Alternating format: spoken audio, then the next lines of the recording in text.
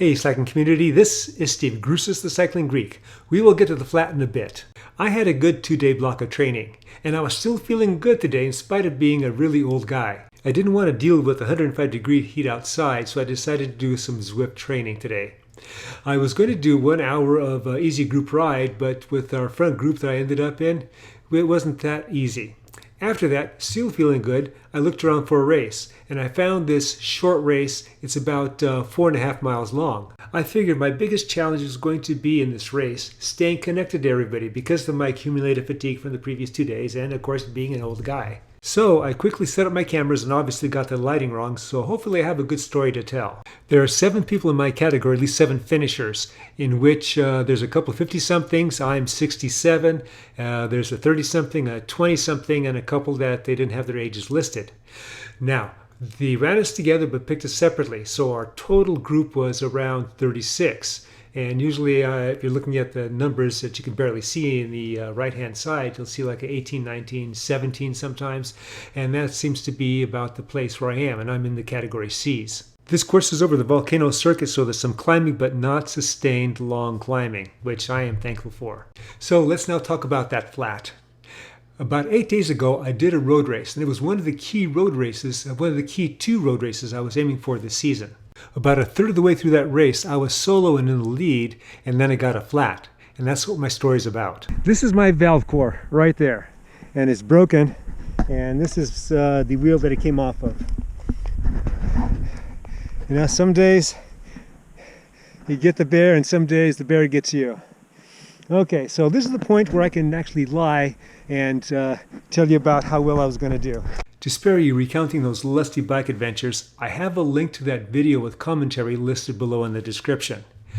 This is one of those videos that you want to check out on a big screen. Lots of action going on. And speaking of action, let's go to the action on the screen. I am with a group of individuals. I can't tell if there's anybody behind me based on the graphics on the right because I really can't see the graphics on the right. But I'm confident I'm in the front group of the C's. We just entered the volcano circuit where all the climbing is. So I'm trying to stay near the front, even though it's just a small group here, without going to the front. And I'm always trying to stay on someone's wheel. I'm trying to just keep enough energy because I've expended a lot of energy in the last couple of days, including before this ride. I found out everybody's ages based on the finishing list, after the race was done. Now, I didn't check it out what was going on before, especially since this was a last-minute entry for me. I assume everyone is always much younger than I am. Okay, let's now go back to the flat. I'm on a tubular tire, and I'm thinking, maybe I could ride this. So this is the gravel section I just got out of. And I'm going to have to go back this way, and I'm going to have to walk, and there's a car back there, SAG vehicle, but they're with the women back there. And I hope it comes and gets me soon. Okay, so this section's about 3 miles. I'm going to have to walk it. Again, 28 miles that way, 40 miles that way. After a few minutes, I realized what a dumbass idea that was. To the screen, we are just now crossing the finish line, or what will be the finish line when we encounter it again. Somebody just made a bid to do a little breakaway, and we pulled them back in. I'm finding that when there are breakaway attempts, that they go out strong, but they don't last. And that helps me stay connected. Back to my flat. I'm now waiting for that last follow vehicle to come and get me. I think I see my ride back there. Jesus Christ, thank God. Yeah. I didn't go down. Oh my God. I hope this is one of our SAG vehicles.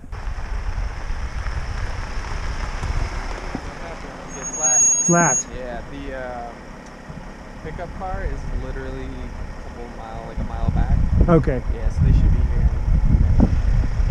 Yeah, we're supposed to just let you guys know that. Yeah, got it, okay. Did you go down or are you okay? No, I'm fine. Just valve. Pure flat. And I was in the lead. Let you know what you can do. Oh, right? no. Yeah, well, yeah, but they should be here maybe, I would think maybe 10 minutes or something. Yeah. Okay. He's picking up cones on his way, so the last 2 are behind us. Oh, God. Good enough. Sorry. Good. Very good. Okay, thanks.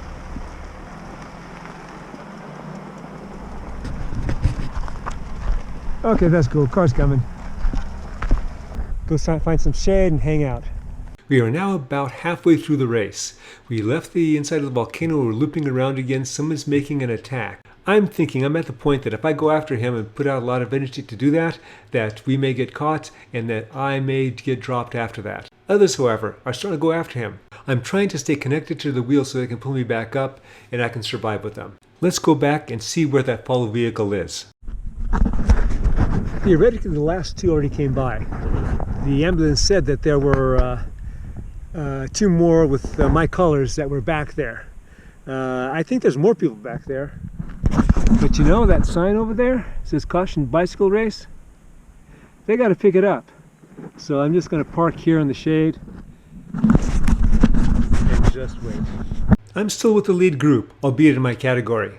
We're going up a moderate but significant climb. A rider had attacked, but he wasn't able to get a total separation from us. As we go around the curve and continue the climb, another rider counters and he's starting to get a little distance. Surprisingly, I'm electing to be patient. I figure he won't be able to maintain it, or that the others will start to bridge up to him and then I'll get on their wheels. It was the first option. Starting to get a little bored here. It's now about 2K to go. I just bridged up to somebody that put in an attack. Even if I had the legs, this would be too far for me to go. However, there was someone else who had a different idea and he countered. Two people come by, probably the only two people that are going to be here. They're not going to Williams. And again, that car is, or the SAG is coming eventually, but man, it's taking a while to get here. At least they stopped and asked. One had a full house with kids, so I'm thinking COVID. And the other was a guy and his dog. He had a room, but he's not going to the start location. Now we're at 1K to go. If I had the legs, this is where I would take off. Someone else with the legs had that same idea.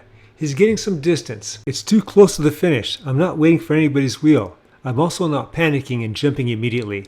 I'm ramping my effort up. Half a mile to go. That guy's not letting up. He's putting in more distance. My power's now gone up to the 300s and now into the 400s. I'm not able to maintain that, and I'm fighting hard not to get dropped. I find an effort that I can hopefully maintain. Somebody else jumps out. Now, I don't know who these guys are. I don't know if they're both C's, if they're other categories, but I'm going after them, and I'll figure it out at the end once the results come up. She's part of the race. She also has a couple kids in there, but let's see what we can do here. Kind of. I watched my dad do it. So you're gonna put your bike here. Yeah, in there. Okay. Okay. Watch out there, so I don't bonk you. Simply like tying a knot. Yeah. Alrighty. Is that how Daddy does it? Yeah. Let's go. Okay. All right. I'm going to put this down here and put it here. Let's chill out, please. You are impatient, aren't you? Do You need got somewhere to go, huh? Do you need something to eat? Oh, are you yelling at the game? Okay, well, quietly yell at the game, okay? We now have about half a kilometer to go. I'm putting everything into this. I'm also hoping that my endurance at this power is better than theirs. And it looks like it is, as it's starting to come back to me.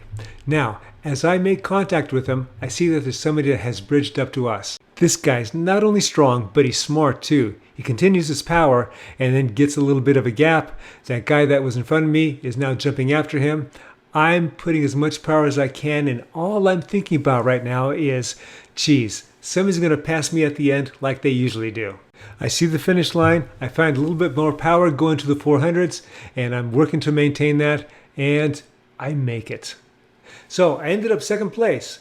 Pretty cool. What was really cool was being picked up by that woman who was actually there to feed her son-in-law who was racing in the Pro 1-2s. If she hadn't come along, it would have been like 2 or 3 hours before I even got to the car. All right, remember to check out that race video in the description below, and it's one of those videos that looks really good on a big screen. As always, remember, comment, like, subscribe. The Cycling Greek.